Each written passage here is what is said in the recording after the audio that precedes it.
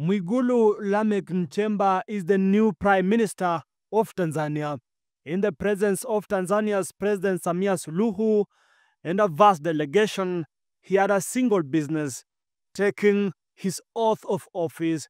Mimi Mwigulu Lameck Nchemba naapa kwamba nitakuwa mwaminifu kwa Jamhuri ya Muungano wa Tanzania.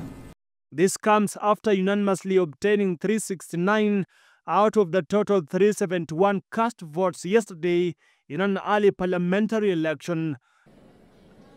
Kura za ndio 369.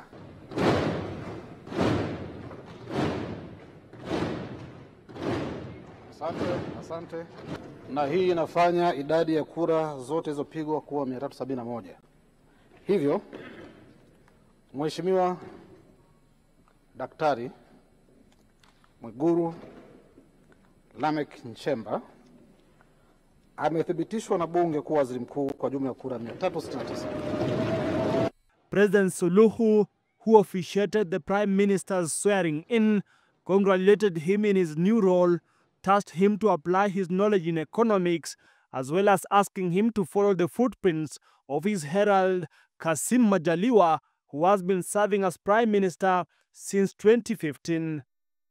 Jamhuri ya Muungano wa Tanzania, kazi na utu. Shughuli yetu leo hapa ni kuja kumwapisha waziri mkuu mpya wa serikali yetu ya Jamhuri ya Muungano wa Tanzania, Mheshimiwa Dr. Mwigulu Lameck Nchemba. Tunakupongeza.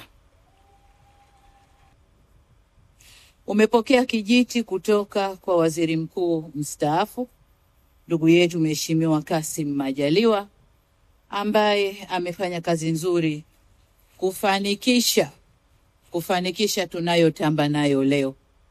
Wewe utakwenda kulisimamia baraza la mawaziri ambao nao wanaongoza sekta tofauti.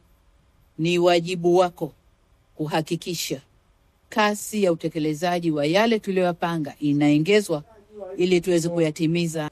Lakini utekelezaji wa kazi zote hizo zinahitaji fedha, na wewe umetoka kwenye sekta ya fedha.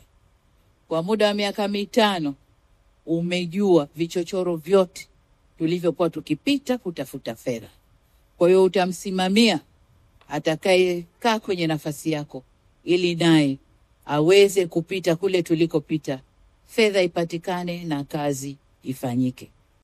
The economist and former finance minister Mwigulu Nchemba, who stands as Iramba's member of parliament, pledged to protect the Tanzanian constitution over and above working utterly for the Tanzanian citizens.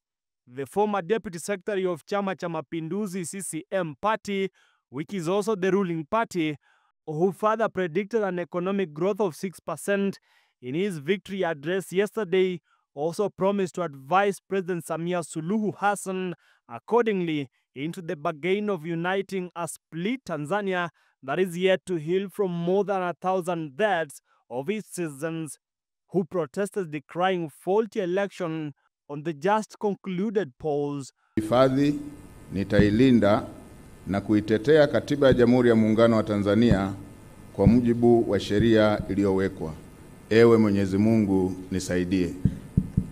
Mimi Mwigulu Lameck Nchemba naapa kwamba nitaitumikia vema na kwa moyo thabiti Jamhuri ya Muungano wa Tanzania katika kazi zangu za waziri mkuu, na kwa wakati wote nitamshauri kwa hekima na uaminifu Rais wa Jamhuri ya Muungano wa Tanzania, na kwa vyovyote vile sitatoa siri za baraza la mawaziri. Ewe Mwenyezi Mungu nisaidie. Naapa kwamba katika kutekeleza madaraka niliyopewa kwa mujibu wa katiba ya Jamhuri ya Muungano wa Tanzania, nitatetea na kudumisha umoja wa Jamhuri ya Muungano wa Tanzania kwa mujibu wa katiba ya Jamhuri ya Muungano wa Tanzania. Ewe Mwenyezi Mungu nisaidie. All eyes are now on him to execute his promises to the Suluhu-led government. Matthew Perez for GBS News.